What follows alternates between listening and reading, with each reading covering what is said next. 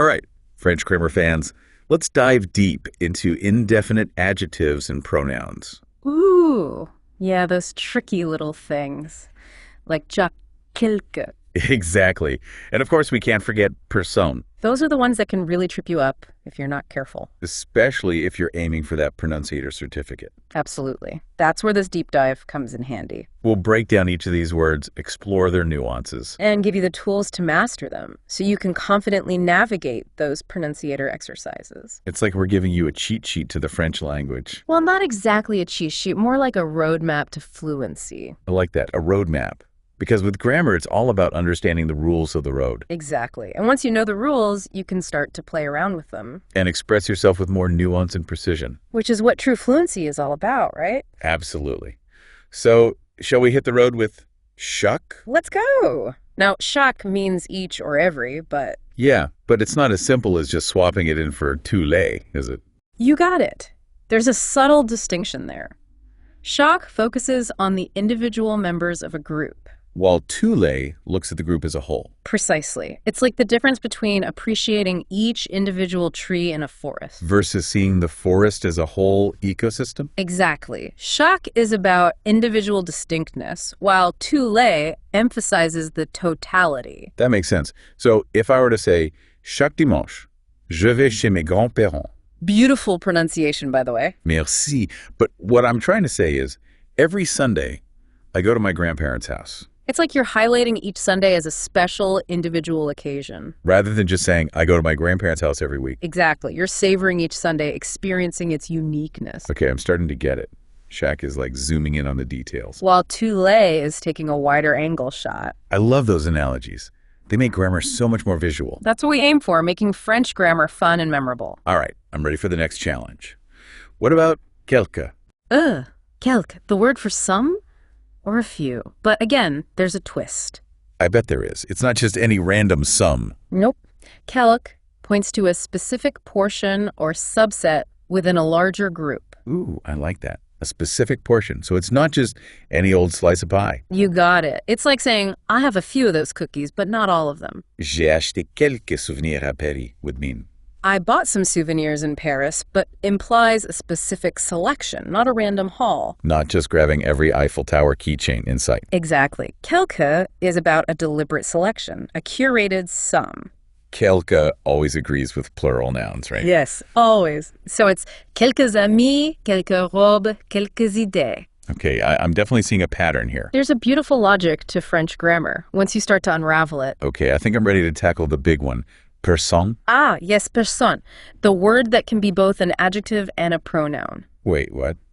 It can shapeshift like that? It sure can. It all depends on how you use it in a sentence. This is why I love French. It's full of surprises. As an adjective, personne means nobody, like personne n'est venu, nobody came. So it's describing the subject, the lack of a person. Exactly. But it can also act as a pronoun, the object of the verb. Like in the phrase, je n'ai vu personne, meaning I didn't see anyone. Perfect. In that case, personne is the anyone who wasn't seen. It's like a phantom presence, the person who isn't there. I love that, a phantom presence. And remember, negation is key with personne.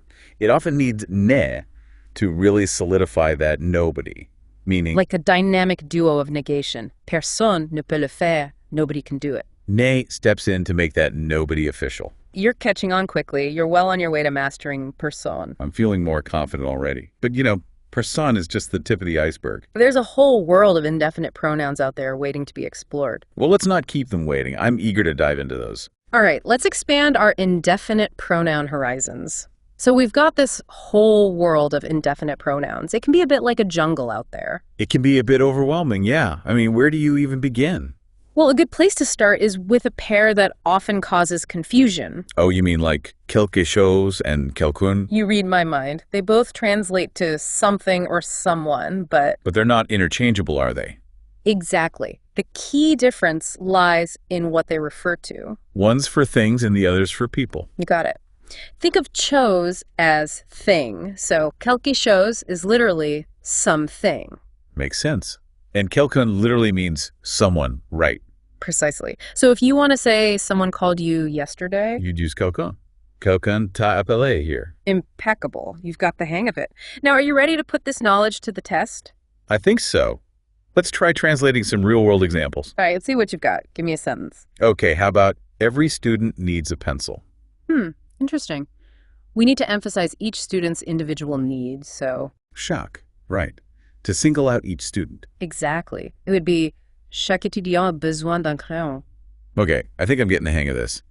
Got another one for me. Of course. Let's try, I bought some souvenirs in Paris. So we're talking about a specific set of souvenirs, not all of them. That's the key. We need to use quelques to indicate a portion. So it would be, j'ai acheté quelques souvenirs à Paris. You nailed it. You're on a roll. Ready for a real challenge. Hit me with it. I'm feeling brave. All right, let's try, nobody understands me. How would you translate that? Ooh, that's a good one. We need personne for nobody. Yes, and don't forget about its trusty sidekick, ne. Right. For negation. Personne ne me comprend. You're a natural. You've cracked the code of indefinite adjectives and pronouns. I have to admit, I'm feeling pretty proud of myself right now. As you should be. You've made amazing progress. And the best part is, it's actually fun. That's what we love to hear. Yeah. Because language learning should be enjoyable. It's about opening up new ways of expressing yourself. Exactly. And exploring the nuances of another culture. But all this talk about grammar makes me wonder. What's on your mind? How does this all tie back to that pronunciator certificate? Ah, yes, the ultimate goal. Well, mastering these concepts is essential for... We're acing that library module, right? Precisely. But it goes beyond just passing a test. It's about truly understanding and using these words in context. Exactly. It's about equipping yourself with the tools for real-world communication. So what would you say are the key takeaways for our listeners? Well, first and foremost, practice makes perfect. The more you use these words, the more natural they'll become. Exactly. And don't be afraid to make mistakes. That's part of the learning process. I always say mistakes are proof that you're trying. I love that. And speaking of trying, another key takeaway is to really pay attention to those subtle distinctions. Like the difference between chaque and tous, or quelque chose and quelqu'un. You got it. Those nuances are what elevate your French to a whole new level. Okay, so practice and nuance are key. And lastly, don't forget about context.